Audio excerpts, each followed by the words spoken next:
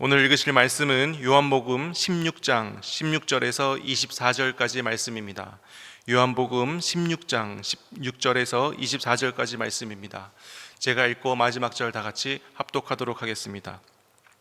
조금 있으면 너희가 나를 보지 못하겠고 또 조금 있으면 나를 보리라 하시니 제자 중에서 서로 말하되 우리에게 말씀하신 바 조금 있으면 나를 보지 못하겠고 또 조금 있으면 나를 보리라 하시며 또 내가 아버지께로 감이라 하신 것이 무슨 말씀이냐 하고 또 말하되 조금 있으면이라 하신 말씀이 무슨 말이냐 무엇을 말씀하시는지 알지 못하노라 하거늘 예수께서 그 묻고자 함을 아시고 이르시되 내 말이 조금 있으면 나를 보지 못하겠고 또 조금 있으면 나를 보리라 함으로 서로 문의하느냐. 내가 진실로 진실로 너희에게 이르노니 너희는 곡하고 애통하겠으나 세상은 기뻐하리라. 너희는 근심하겠으나 너희 근심이 도리어 기쁨이 되리라. 여자가 해산하게 되면 그 때가 이르렀으므로 근심하나 아기를 낳으면 세상에 사람 난 기쁨으로 말미암아 그 고통을 다시 기억하지 아니하느니라. 지금은 너희가 근심하나 내가 다시 너희를 보리니 너희 마음이 기쁠 것이요 너희 기쁨을 빼앗을 자가 없으리라. 그날에는 너희가 아무것도 내게 묻지 아니하리라. 내가 진실로 진실로 너희에게 이르노니 너희가 무엇이든지 아버지께 구하는 것을 내 이름으로 주시리라. 마지막 절 다 같이 읽겠습니다. 지금까지는 너희가 내 이름으로 아무것도 구하지 아니하였으나 구하라. 그리하면 받으리니 너희 기쁨이 충만하리라. 아멘. 우리가 살아가면서 우리의 삶 가운데 그 예상하지 못한 어려움 그리고 그런 시련들이 우리 삶 가운데 찾아옵니다. 때로는 재정적으로 어려울 때가 있고 또 때로는 기도해도 기도 응답이 없는 것처럼 느껴질 때가 있습니다. 또 때로는 이 삶의 무게가 너무 버거워서 포기하고 싶은 그런 순간들도 있습니다. 오늘 본문 말씀을 보니까 그 예수님의 제자들도 똑같은 경험을 했습니다.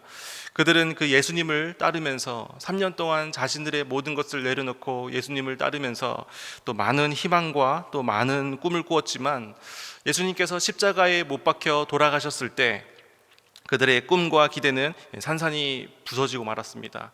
그 제자들에게 남은 것은 두려움과 절망뿐이었습니다. 그러나 예수님께서는 이 슬픔, 두려움과 절망이 곧 기쁨으로 변화될 것이다 라고 예수님께서는 말씀하시고 약속하셨습니다. 십자가의 죽음은 그 끝이 아니라 바로 부활로 이어지는 과정이었습니다.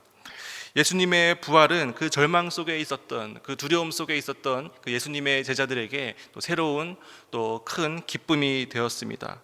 오늘 이 말씀을 통해서 우리 삶 가운데 있는 이 슬픔이 어떻게 기쁨으로 변화될 수 있는지 한번 알아보도록 하겠습니다. 16절입니다. 제가 읽겠습니다. 조금 있으면 너희가 나를 보지 못하겠고 또 조금 있으면 나를 보리라 하시니. 조금 있으면이라고 예수님께서는 말씀하십니다.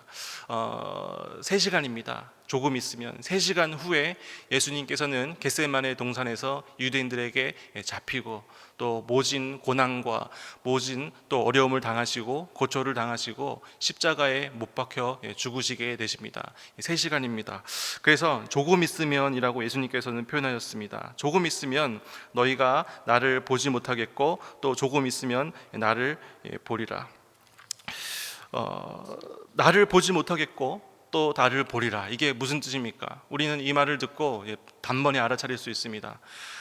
나를 보지 못하겠고, 이 말은 예수님께서 십자가에 죽으실 것, 예수님의 십자가의 죽음을 의미하고, 그리고 조금 있으면 나를 보리라.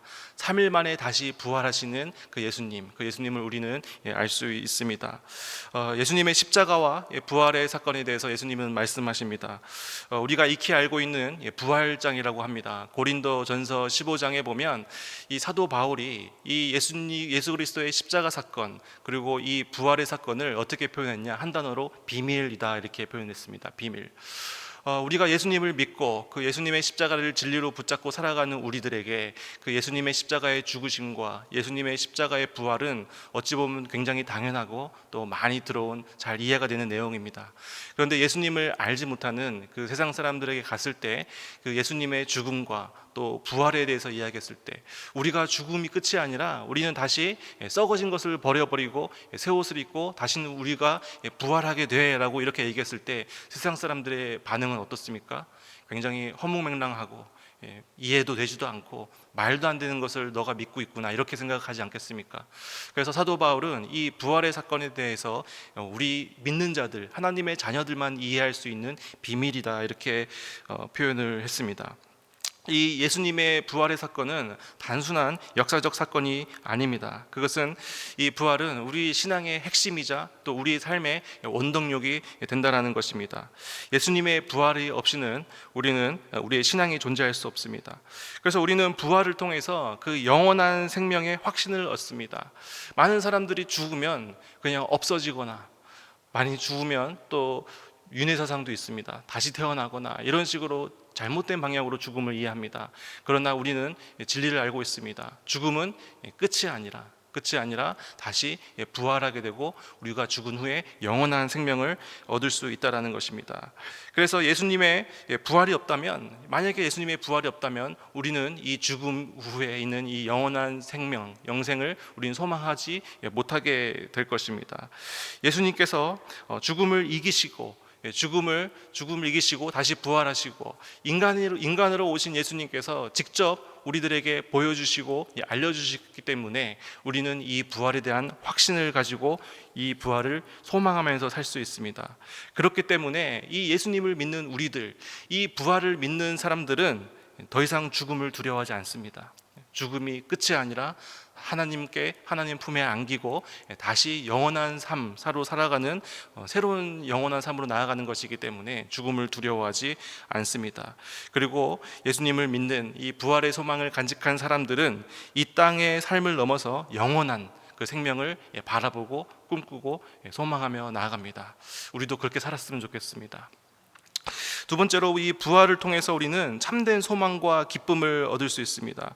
이 예수님의 부활, 우리가 죽음 후에 끝나는 것이 아니라 그 천국 백성이 될 수 있다는 것은 우리에게 큰 소망과 기쁨을 줍니다.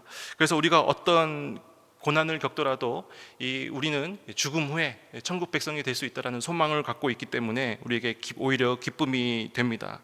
그래서 우리는 이 땅에 있는 것이 전부가 아니라 죽음 후에 영원한 삶이 있음을 다시 한 번 더 깨닫고 다시 한 번 더 확신하고 기억하고 우리는 영원한 하나님을 바라보면서 거룩한 삶을 하루하루 살아가야 될 줄로 믿습니다. 17절에 보니까 그 예수님께서 이 십자가의 사건과 부활의 사건을 제자들에게 알려주시는데 그 제자들이 듣고 도무지 이해를 하지 못합니다. 보니까 이게 무슨 말씀이냐 하고 또 조금 있으면이라는 하신 말씀이 무슨 말씀이냐, 우리는 무슨 말인지 알지 못하노라, 이렇게 제자들이 서로 자기들끼리 이야기하는 장면이 있습니다. 이게 무슨 말인가? 우리도 예수님의 말씀을 전혀 도무지 이해하지 못했던 제자들처럼 우리도 그 하나님의 뜻을 이해하지 못할 때가 굉장히 많습니다. 기도를 해도 응답이 없는 것 같고 또 우리가 기도를 열심히 하지만 긴 침묵이 이어질 때 왜 하나님께서는 내 기도를 들어주시지 않은 것인가? 왜 하나님께서 나에게만 이런 어려움을 허락하신 것인가? 또 왜 제 삶에는 다른 사람보다 더 많은 고난이 있는 것인가? 왜 하나님은 나의 기도를 들어주지 않으십니까? 이렇게 우리는 한 번쯤 이런 질문들 신앙생활을 하면서 해보셨을 것입니다. 성경에 보면 그 고난을 굉장히 많이 당한 인물 중에 한 명이 욥입니다. 욥이 자녀들도 잃고 또 재산도 잃고 또 건강도 잃고 도무지 이해할 수 없는 상황이었습니다. 나는 의인인데, 나는 분명히 하나님을 섬기면서 거룩한 삶을 살아가고 있는 사람인데 왜 내 삶 가운데 이런 고난이 있었을까? 친구들은 이렇게 얘기합니다. 네가 죄를 지었기 때문에 이런 고난을 당하는 것이다. 욥은 도무지 이해할 수 없어서 하나님께 질문을 합니다. 왜 저에게 이런 고난을 허락하십니까? 왜 의로운 자가 고난을 당하여야 합니까? 이 질문에 하나님은 자세하게 설명을 해주시지 않으셨습니다. 그리고 하나님께서는 욥에게 다시 한 번 더 오히려 질문을 하십니다. 이렇게 질문하십니다. 욥기 38장 4절에 보니까 내가 땅에 기초를 놓을 때 내가 어디 있었느냐? 내가 이 땅에 기초를 놓았을 때, 천지를 창조했을 때 너는 어디 있었느냐? 하나님께서는 욥에게 온 우주를 창조하시고 다스리는 분이 바로 여호와 하나님, 자신이심을 하나님은 밝히셨습니다. 그것을 듣고 욥은 겸손하게 하나님께 엎드려 그 하나님의 섭리를 온전히 이해할 수는 없지만 하나님의 계획하심과 하나님을 인정하고 신뢰하게 되었습니다. 우리도 이 욥처럼 이해할 수 없는 일들이 우리 삶 가운데 계속해서 있습니다. 그런데 그 하나님은 우리의 고통과 우리의 고난을 모르시는 분이 아니시라 그 더 큰 계획 속에 우리를 경영하고 또 우리를 이끌어가는 그런 분이시다라는 것입니다. 그래서 우리는 그 하나님의 뜻, 하나님의 계획을 다 이해할 수 없어도, 우리의 머리로는 다 이해할 수 없어도 우리는 그 하나님을 신뢰하며 나아가야 됩니다. 그래서 하나님은 항상 선하시고, 하나님은 항상 우리에게 좋은 것을 주시고, 하나님은 우리의 삶 가운데 선한 것으로 계획하신 분, 그분을 우리는 신뢰하면서 나아가야 합니다.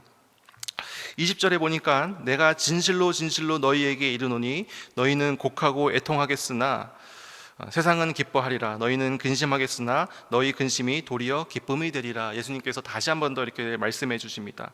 진실로 진실로 너희에게 이르노니, 이 말은 예수님께서 간곡하게 표현하시는 말씀이시죠. 진짜로, 정말로, 정말로, 참되게, 참되게. 그러니까 3시간 후에 예수님께서는 이제 잡히시고 그 십자가의 길로 이제 걸어가시게 되는데, 진실로 진실로 정말로 정말로 너희는 곡하겠으나 좌절하지 말아라, 절망하지 말아라, 곧 기쁨이 될 것이다 라고 말씀해 주십니다. 그런데 정작 어떻게 되었습니까? 3시간 후에 겟세마네 동산에서 예수님께서는 체포를 당하시는데 제자들은 어떻게 됐죠? 뿔뿔이 흩어지고 절망하고 두려움에 사로잡히고 좌절하였습니다. 이것이 인간의 연약함인 것 같습니다. 근데 예수님께서는 다시 말씀하시죠. 근심이 오히려 기쁨이 되리라. 어떻게 해서 근심이 기쁨이 될 수 있습니까? 아까 우리가 보았던 것처럼 부활입니다. 예수님께서 다시 부활하셨기 때문에, 제자들이 그것을 직접 보았기 때문에 그 근심이 기쁨이 될 수 있다는 것입니다. 신앙을 완전히 잃었을 때, 그 절망과 두려움 가운데 있었을 때, 그 부활의 사건을 붙잡고 바라봤을 때 신앙이 회복되게 됩니다. 우리 삶에도 이런 은혜가 있었으면 좋겠습니다. 하나님과의 관계가 멀어지고 또 이해할 수 없는 고난 가운데 있지만 그 부활하신 예수님을 우리가 바라보면서 우리도 죽음이 끝이 아니라 영생에 있음, 우리도 부활함을 다시 한 번 더 기억하면서 우리의 신앙이 회복되는 은혜가 있었으면 좋겠습니다. 이 예수님의 십자가 사건과 또 이 부활의 사건, 이 부활의 사건을 예수님께서는 더 제자들이 이해하기 쉽게 비유로 말씀해 주시는데, 그 출산의 과정을 비유로 설명해 주십니다.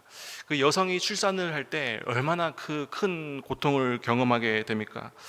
인간이 경험할 수 있는 그 육체적 고통 중에서 가장 큰 고통 중에 하나가 이 해산의 고통이라고 알려져 있습니다. 출산을 할 때 굉장한 고통을 수반을 합니다. 그런데 그 아기가 태어나는 순간 어떻게 됩니까? 그 고통이 싹 없어지고 그 고통을 잃어버리고 기쁨으로 이제 충만하게 됩니다. 예수님께서 이것을 말씀하십니다. 제자들이 곧 겪게 될 고통과 근심과 절망, 예수님이 십자가의 사건으로 제자들은 고통 가운데 빠지게 되지만 곧 마치 해산을 마친 그 아기를 받아든 그 산모가 모든 고통을 잊어버리고 기쁨의 순간이 되듯이 제자들도 또 우리들도 그렇게 기쁨으로 변화될 것을 예수님께서는 말씀해 주십니다. 우리는 신앙생활을 하면서 이런 해산의 고통과 같은 그 고통 속에 시간을 보낼 때가 있습니다. 슬픔을 겪고 또 절망을 겪고, 마치 그 출산 직전의 그 고통처럼 우리 삶 가운데 견디기 힘든 그런 시간들이 있습니다. 그러나 우리가 반드시 기억해야 할 것은, 하나님께서는, 하나님의 계획은 반드시 선하게 이루어진다는 것입니다. 그래서 우리는 그 하나님의 때, 그 하나님의 방법을 우리는 인내하면서 기다려야 합니다. 그래서 고난은 지나가는 과정일 뿐 영원하지 않습니다. 해산의 고통, 그 고통은 영원하지 않습니다. 마찬가지로 우리의 고난도 지나가는 과정일 뿐 영원하지 않다라는 것입니다. 우리는 고통이 있지만, 우리 삶 가운데 어려움이 있지만 결국 하나님의 영광과 은혜로 바뀌게 된다는 것입니다. 고난은 일시적인 과정이며, 그리고 결국 하나님의 영광을 드러내는 도구가 됩니다. 그리고 하나님은 우리가 감당할 수 있는 길을 예비하십니다. 그 출산을 경험한 산모들이 그 순간을 다시는 겪고 싶지 않은 그 고통이라고 이야기합니다. 그러나 하나님께서는 그 산모들이 견딜 수 있는, 또 이겨낼 수 있는 힘을 또 허락해 주시고 기쁨으로 또 보상을 해 주십니다. 우리도 마찬가지입니다. 우리에게도 감당하지 못할 시험을 하나님께서는 허락하지 않는다라는 것입니다.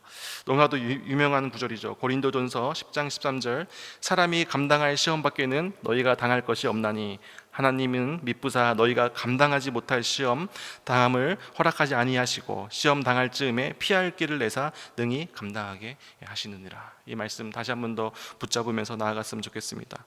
우리의 삶에 어려움이 있을 때 하나님께서는 반드시 그 고난을 이길 힘과 해결책을 함께 예비하고 계시는 분이십니다.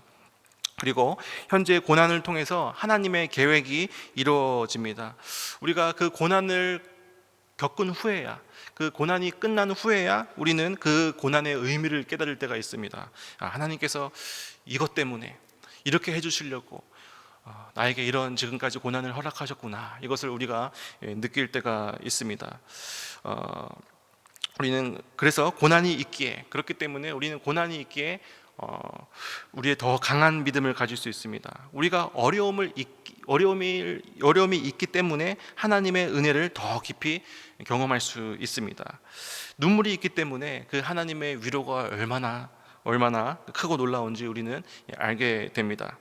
그래서 하나님은 우리를 고난 속에 버려두시는 분이 아니라 그 고난을 통해서 더 큰 영광을 준비하시는 분이십니다. 자, 그러면 우리가 슬픔 가운데, 고통 가운데 이것을 어떻게 또 기쁨으로 나아갈 수 있을까? 첫 번째는 그 부활의 소망을 붙잡는 것이고, 두 번째는 기도입니다. 기도. 23절을 제가 읽어보겠습니다. 그날에는 너희가 아무것도 내게 묻지 아니하리라. 내가 진실로 너희에게 이르노니 너희가 무엇이든지 아버지께 구하는 것을 내 이름으로 주시리라. 제자들이 지금까지는 예수님과 직접 대화하면서 예수님께 직접 간구했지만 예수님은 십자가에 못 박혀 죽으셨고 부활하셨고 승천하셨습니다. 그러면 이제 제자들은, 또 우리 하나님의 자녀들은 어떻게 기도해야 합니까? 예수님께서 친히 말씀해 주십니다. 예수님의 이름, 내 이름으로 기도하라. 내 이름으로 기도하라. 예수님 이 내 이름으로 기도하라는 것은 이제부터 우리가 하나님께 직접 나아갈 수 있다는 것입니다. 그 예수님의 권위, 중보하심을 의지해서 우리가 하나님께 직접 나아갈 수 있다는 것입니다. 그래서 예수님께서는 무엇이든지 구하라 이렇게 말씀하십니다. 우리가 슬픔과 절망 가운데 우리가 기쁨으로 나아갈 수 있는 것은 우리가 기도할 수 있기 때문입니다. 우리의 슬픔, 우리의 좌절, 절망, 이 모든 것을 하나님께 구할 때, 또 우리의 필요를 간구할 때 하나님께서는 들어주신다고 말씀하십니다. 24절을 보니까 지금까지 너희가 내 이름으로 아무것도 구하지 아니하였으나 구하라, 그리하면 받으리라. 구하면 받으리라. 예수님께서 분명하게 말씀하셨습니다. 너희 기쁨이 충만하리라. 그래서 예수님의 이름으로 기도하는 자는 반드시 응답을 받습니다. 예수님께서 기도의 응답을 약속하셨습니다. 하지만 그 모든 기도가 다 응답되는 것은 아닙니다. 우리가 예수님의 이름으로 기도할 때 그 하나님의 이름에 합당한, 그 하나님의 뜻에 합당한 기도를 드려야 될 줄로 믿습니다. 우리가 우리의 욕심과 우리의 자아를 위해서만 기도하면 하나님께서는 그 기도에 응답하지 않으십니다. 야고보서 4장 3절을 보니까 구하여도 받지 못함은 정욕으로 쓰려고 잘못 구했기 때문이다, 이렇게 성경은 기록하고 있습니다. 하나님께서 응답하지 않으시는 이유, 그 하나님의 뜻의 이름에 합당한, 하나님의 나라에 합당한 것을 구해야 되는데 내 정욕을 위해서 구했을 때 하나님께서는 응답하지 않으신다, 이렇게 말씀하십니다. 예수님의 이름으로 기도하라. 예수님의 이름으로 기도한다라는 것은 자신의 욕망을 채우는 것이 아니라 하나님의 뜻과 일치하는 그런 기도를 드리는 것입니다. 그래서 우리가 그렇게 기도할 때에, 우리가 하나님의 뜻을 구하며 하나님의 뜻에 일치한 기도를 했을 때 그 기도의 응답은 기쁨을 가져다 준다라는 것입니다. 기쁨을 가져다 줍니다. 그 하나님과의 친밀한 교제, 하나님과의 기도, 하나님과의 친밀한 교제를 통해서 그 참된 기쁨을 우리는 경험하게 됩니다. 그래서 이 기도 응답을 통해서 우리는 그 하나님의 살아계심을 체험하게 됩니다. 그리고 우리의 필요를 채워주시는 하나님을 신뢰하게 되고 또 하나님의 깊은 관계 가운데 평안을 우리는 누릴 수 있습니다. 그래서 우리는 예수님의 이름으로 담대하게 기도하며 나아가야 될 줄로 믿습니다. 우리 삶 가운데 많은 슬픔과 어려움이 있지만 그 예수 십자가에 못 박혀 돌아가신 그 예수 그리스도의 십자가의 죽음 그리고 부활을 다시 한 번 더 기억하면서 우리가 영생을 소망하면서 하루를 살아갔으면 좋겠습니다. 그리고 기도하면 다 이루어 주신다는 그 약속의 말씀을 붙잡고 우리의 어려움을 하나님께 내려놓고 기도하고 또 기도의 응답을 받고 또 우리의 슬픔이 기쁨으로 변하는 은혜가 우리 삶 가운데 있었으면 좋겠습니다. 기도하겠습니다. 사랑과 은혜가 넘치는 하나님 아버지, 우리의 삶에는 기쁨과 감사가 있지만 때로는 슬픔과 어려움도 찾아옵니다. 그러나 우리가 확신하는 것은 이 모든 것이 끝이 아니라 주님께서 선하게 인도하신다는 사실입니다. 예수님의 십자가의 죽음이 절망이 아니라 영원한 생명을 위한 길이었듯이 우리의 고난도 결국 하나님의 뜻 안에서 기쁨으로 변화될 것으로 믿습니다. 예수님의 부활이 우리의 소망이 되게 하시고 그 소망 안에서 날마다 믿음으로 걸어가게 하여 주시옵소서. 또한 우리가 기도를 통해 더욱 하나님과 가까워지기를 원합니다. 기도할 때마다 우리의 마음에 평안과 확신으로 채워주시고 세상의 염려와 두려움이 아니라 하나님의 약속을 말씀을 붙들게 하여 주시옵소서. 이 모든 말씀 예수님의 이름으로 기도드립니다. 아멘.